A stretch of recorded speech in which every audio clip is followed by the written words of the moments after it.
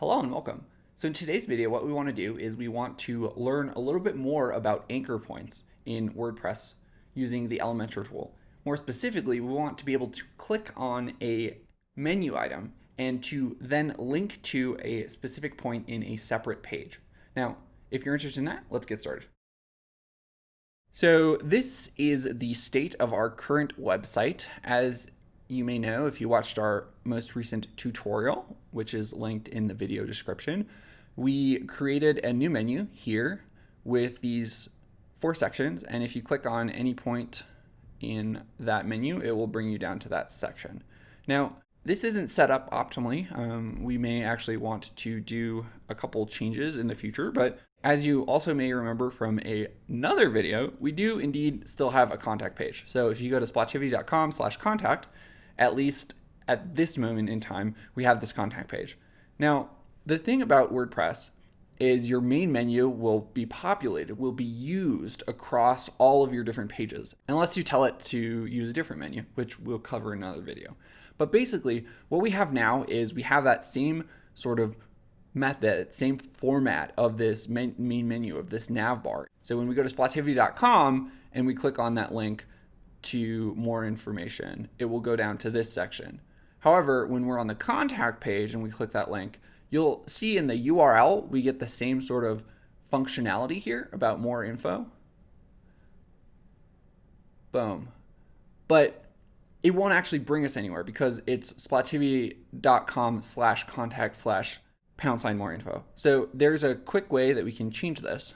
And that would be to go to our homepage. We're going to go to Elementor. And in order to do that, we're going to actually have to sign in. So we'll go to WP admin. You may know the drill. Let's see if we can get our password right. So when we arrive on our homepage, the way to fix this is to actually go to our menus.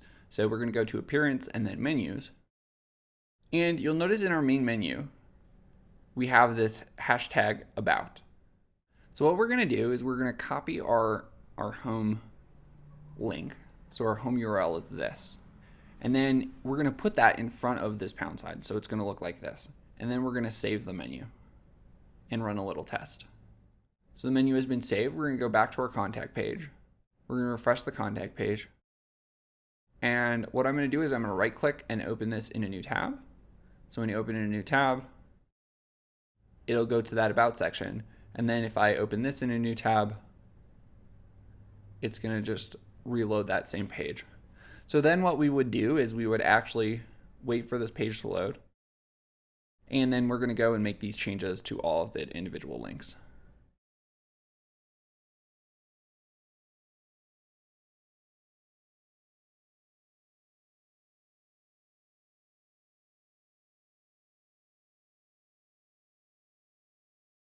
And because we've already used the proper syntax of pound and then the ID name, then we can just add this framework, this method. We'll save the menu. And when we go back to the contact page and we refresh this, now when we open about or more info or projects or join us, it does indeed load the proper section of the proper page.